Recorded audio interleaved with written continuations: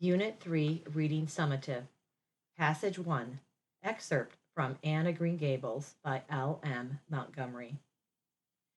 Anne was out in the orchard when Mrs. Rachel came, wandering at her own sweet will through the lush, tremulous grasses splashed with ruddy evening sunshine, so that good lady had an excellent chance to talk her illness fully over, describing every ache and pulse beat with such evident enjoyment that Marilla thought even Grip must bring its compensations. When details were exhausted, Mrs. Rachel introduced the real reason of her call. I've been hearing some surprising things about you and Matthew.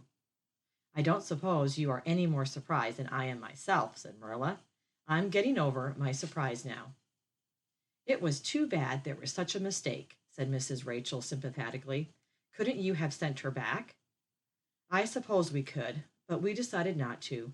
Matthew took a fancy to her, and I must say I like her myself, although I admit she has her faults. The house seems a different place already. She's a real bright little thing. Marilla said more than she had intended to say when she began, for she read disapproval in Mrs. Rachel's expression. It's a great responsibility you've taken on yourself, said that lady gloomily, especially when you've never had any experience with children. You don't know much about her or her real disposition, I suppose, and there's no guessing how a child like that will turn out. But I don't want to discourage you, I'm sure, Marilla. I'm not feeling discouraged, was Marilla's dry response. When I make up my mind to do a thing, it stays made up. I suppose you'd like to see Anne. I'll call her in.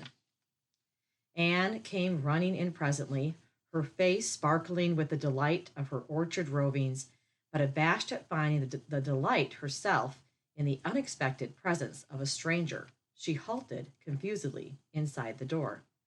She certainly was an odd-looking little creature in the short, tight, wincey dress she had worn from the asylum, below which her thin legs seemed ungracefully long. Her freckles were more numerous and obtrusive than ever. The wind had ruffled her hatless hair into over-brilliant disorder. It had never looked redder than at that moment. Well, they didn't pick you for your looks, that's sure and certain, said Mrs. Rachel Lynde's empathetic comment. Mrs. Rachel was one of those delightful and popular people who pride themselves on speaking their mind without fear or favor. She's terribly skinny and homely, Marilla. Come here, child, and let me have a look at you. Lawful heart, did anyone ever see such freckles? And hair as red as carrots. Come here, child, I say. Anne came there, but not exactly as Mrs. Rachel expected. With one bound, she crossed the kitchen floor and stood before Mrs. Rachel, her face scarlet with anger, her lips quivering, and her whole slender form trembling from head to foot. I hate you, she cried in a choked voice, stamping her foot on the floor. I hate you, I hate you, I hate you. A louder stamp with each assertion of hatred. How dare you call me skinny and ugly? How dare you say I'm freckled and red-headed? You are a rude, impolite, unfeeling woman. Anne, exclaimed Marilla in consternation.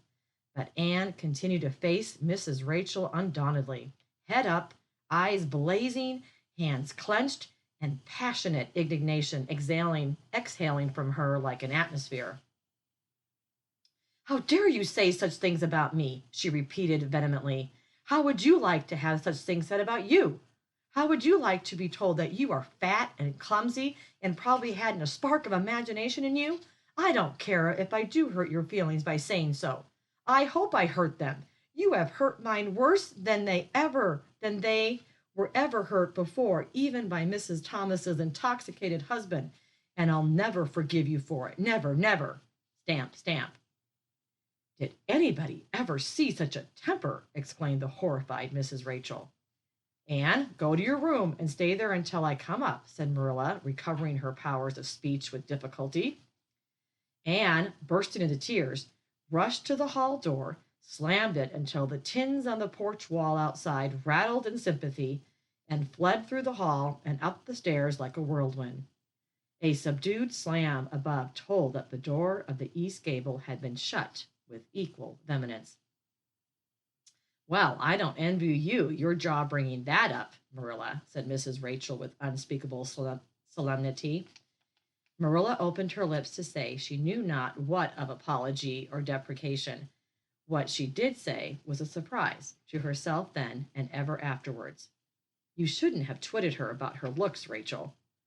Marilla Cuthbert, you don't mean to say that you are upholding her in such a terrible display of temper as we've just seen, demanded Mrs. Rachel indignantly. No, said Marilla slowly. I'm not trying to excuse her. She's been very naughty, and I'll have to give her a talking to about it.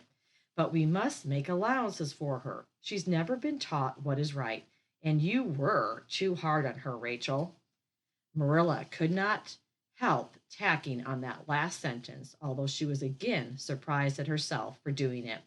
Mrs. Rachel got up with an air of offended dignity.